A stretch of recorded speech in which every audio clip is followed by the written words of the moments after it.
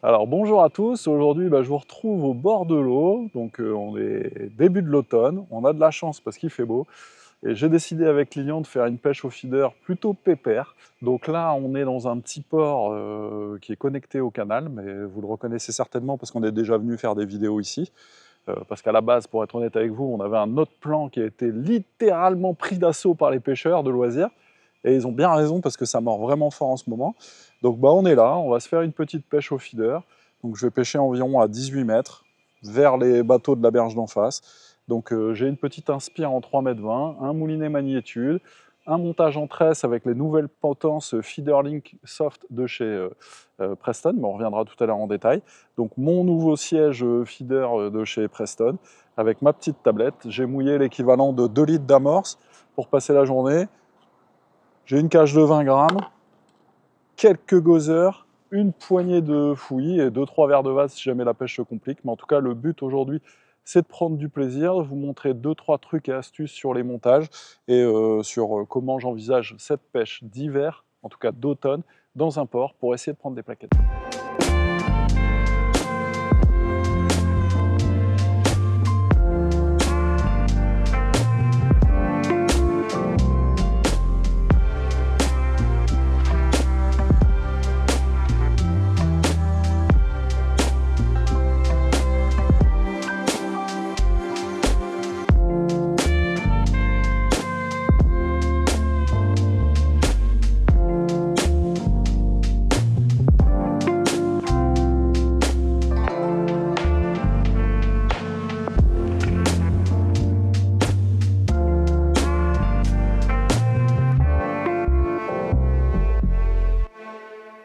Donc ça y est, là je viens de mettre 5 petites cages en face. Donc là je vais commencer simplement par introduire des gozzers pour commencer, parce qu'il y a plein de petits poissons qui sautent. Et après, si jamais ça ne s'allume pas, je mettrai un peu de fouillis. Donc là aujourd'hui j'ai fait un montage postance avec une petite tête de ligne en tresse. Alors en fait Lilian m'a posé la question en me disant mais ça sert à quoi de faire une tête de ligne en tresse? Alors c'était une bonne question. Alors c'est-à-dire que la tête de ligne en tresse va servir à éviter de couper la tresse du moulinet. C'est-à-dire que là sur mon moulinet j'ai une tresse en 10 centièmes. Et voilà, des petits poissons. J'ai une tresse en 10 centièmes et j'ai fait une tête de ligne d'environ 1,20 m avec une tresse en 18 centièmes. C'est-à-dire que le frottement de la potence en fait, sur cette tresse ne va pas l'abîmer prématurément. C'est-à-dire que 10 centièmes, à un moment donné, ça risque d'être abîmé, ça risque de casser. Et ça m'est déjà arrivé par le passé. Et fatalement, quand vous faites ça, vous pouvez aussi avoir la possibilité de perdre le gros poisson de la journée. Et puis au moins, ça alourdit un peu le montage, ça plaque la ligne sur le fond. Ensuite, j'ai décidé en fait de pêcher avec une potence en tresse souple, donc les nouvelles potences de chez Preston. Donc là, en fait, j'ai pris la taille de 55 mm, donc 5,5 cm. Il existe en fait une taille un peu plus longue, donc qui mesure 7,5 cm. Mais là, sur cette pêche de petit canal à courte distance, c'est pas nécessaire en fait d'utiliser un montage, en tout cas une potence plus longue, parce que là les poissons sont encore assez actifs, ils sont pas trop timides, et le fait de prendre une potence beaucoup plus longue, ça va rendre votre montage encore plus sensible, et ça c'est intéressant quand on pêche en fait des grosses brèmes très méfiantes, ou alors que l'hiver est déjà là, et qu'il faut en fait affiner le montage et avoir quelque chose de beaucoup plus sensible et de présentable.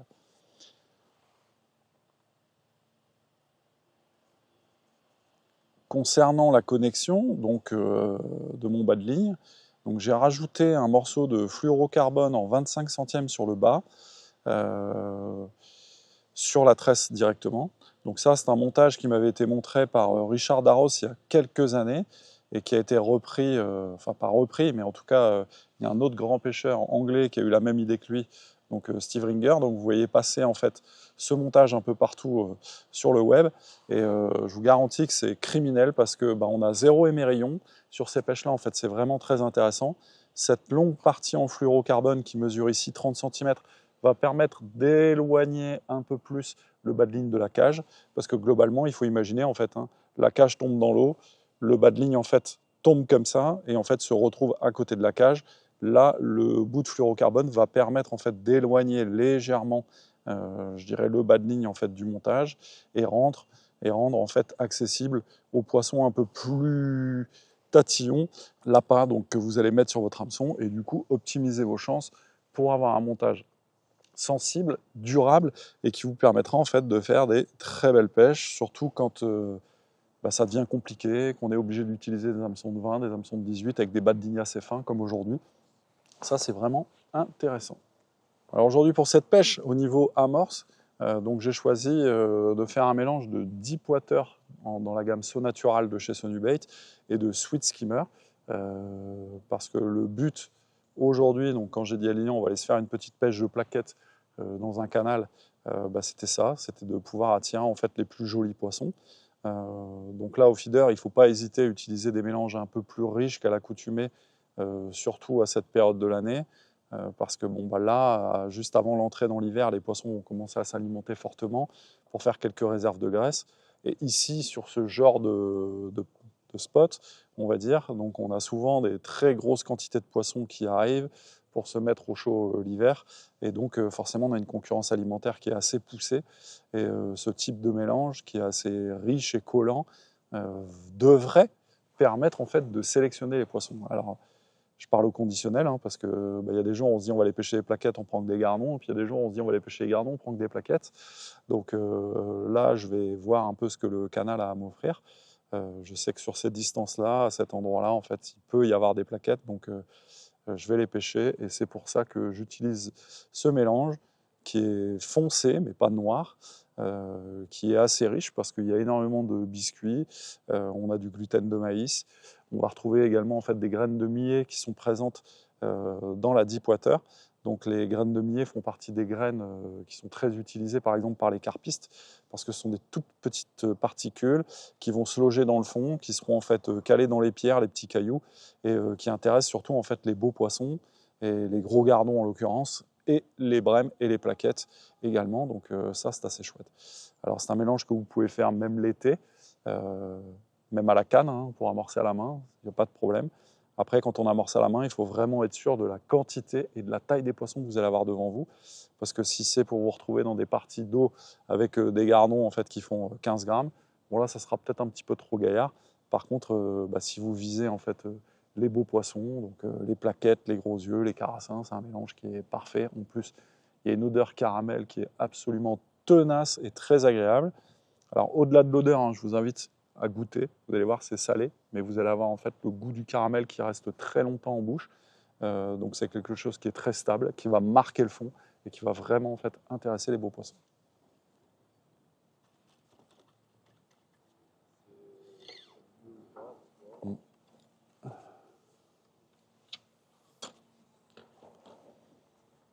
Alors, on a souvent la question du choix de ce qu'on va mettre dans le moulinet pour la pêche au feeder. Donc l'intérêt de la tresse directe aujourd'hui, c'est quoi? C'est d'avoir en fait un montage ultra résonnant, ultra sensible, qui va en fait permettre d'avoir et de pouvoir noter en fait les passages dans la ligne des poissons, les moindres touches timides, et puis pouvoir en fait leurrer les poissons les plus gros, donc les plus malins, les plus intelligents. En plus, là, je pêche pas très loin, mais le montage en tresse directe convient parfaitement aussi quand on pêche à très longue distance. Donc très longue distance, c'est au-delà de 50 mètres, parce que 50 mètres déjà, c'est très loin.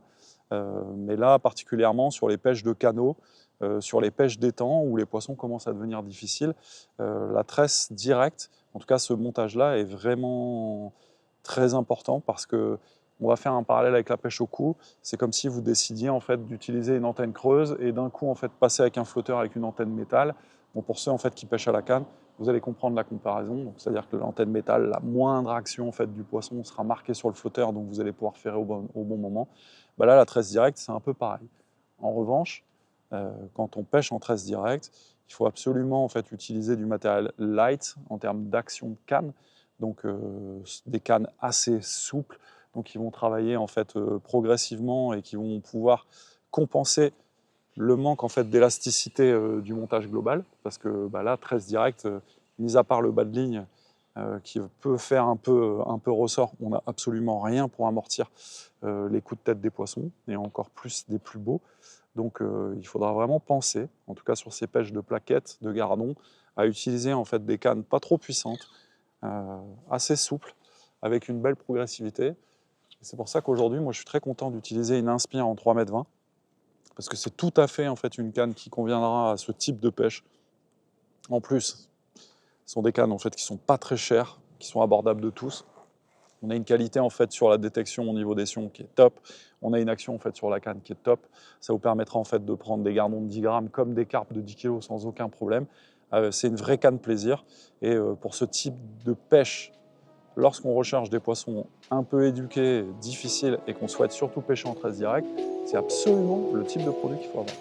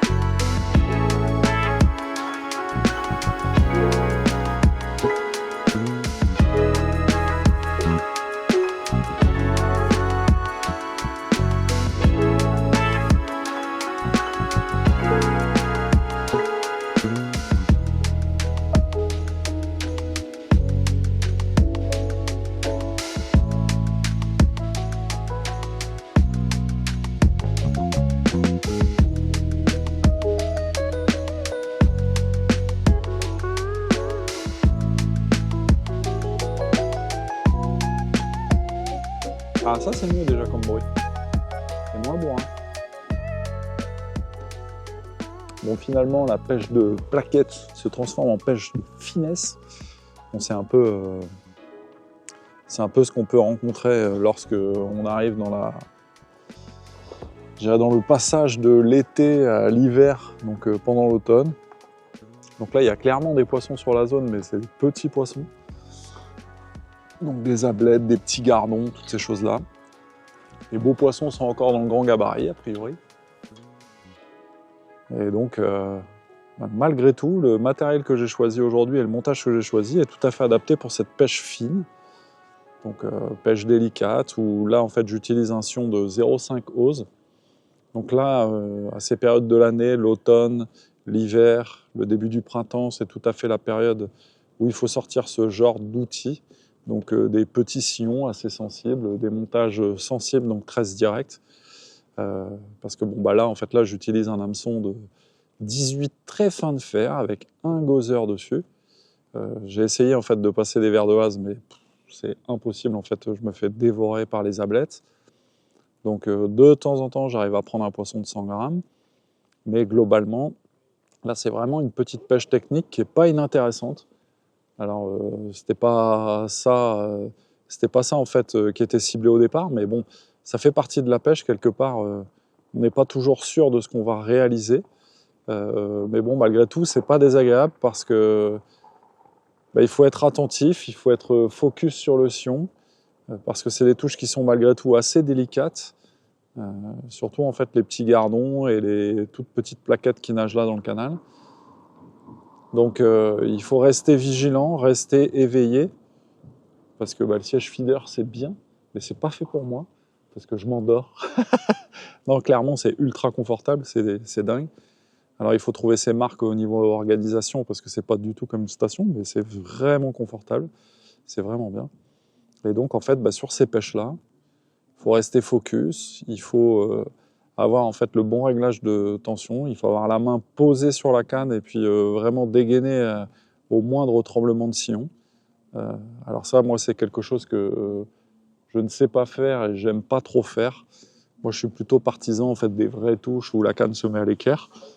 Donc d'ailleurs, tout à l'heure, je suis passé à côté de beaucoup de poissons parce que sur les premiers appels, j'ai pas ferré en attendant en fait que la canne se plie franchement. Mais bon, c'est intéressant. Parce que c'est ce que je dis aussi, je dirais aux gens de l'équipe de France, feeder. Aujourd'hui, dans le monde, les meilleurs pêcheurs au feeder donc, sont les Anglais, les Hollandais, les Irlandais, les Allemands. Et, ils ont en commun en fait, de pêcher des parcours où il y a énormément de gardons. Et les gardons, Dieu sait si au feeder c'est ultra complexe.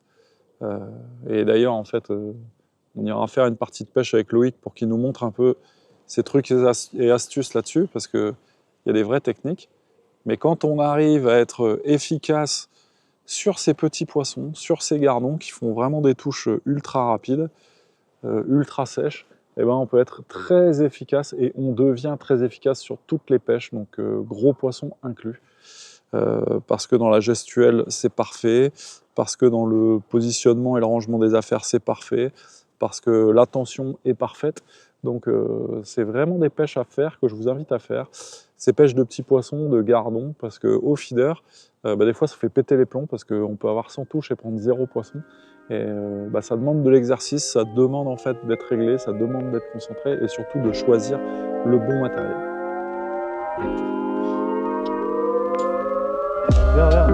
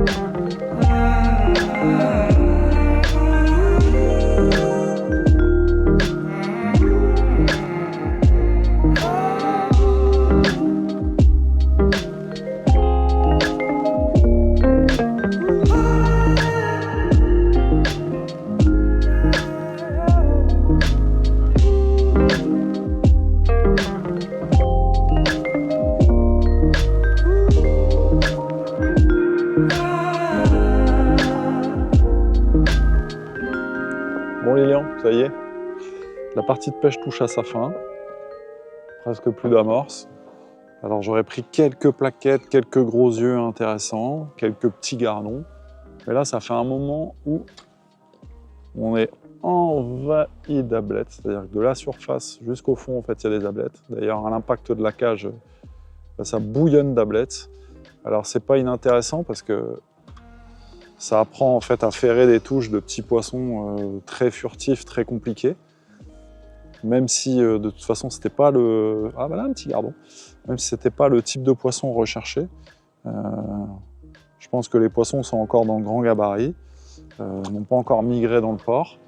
Et puis la présence de tous ces petits poissons rend, je dirais, l'approche, donc la construction du coup pour les plaquettes un peu plus compliquée. Parce que les èches à l'hameçon sont complètement détruites à la descente. Mais bon voilà, ça fait partie en fait de la pêche, on ne sait jamais ce qu'on va trouver. En tout cas, c'était hyper intéressant parce que ces petites pêches fines d'automne, d'hiver sont très importantes pour le reste de la saison et ça fait partie de la pêche. Alors j'avoue que là aujourd'hui, ça aurait été 1000 fois mieux avec un flotteur, mais bon, c'est le feeder, c'est comme ça. Ça fait partie en fait, ça fait partie du jeu. Il faut faire avec ce que le plan d'eau, le canal vous offre. Donc voilà, en fait, les sujets, les jolis sujets, donc des belles ablettes en pleine forme, toutes brillantes, très vives, très voraces. C'est-à-dire que j'ai même essayé de mettre 3 gothers et ça n'a jamais rien changé. Donc voilà, ça fait partie de la pêche. En tout cas, j'ai passé un super moment, confortablement, peut-être un peu trop confortable dans mon super siège feeder Absolute. Je me suis régalé avec ma canne Inspire 3,20 m parce que sur les poissons délicats, c'est chouette, sur les touches délicates, c'est chouette. Sur le combat avec des poissons un peu plus solides comme les hybrides et les gros yeux, c'est chouette.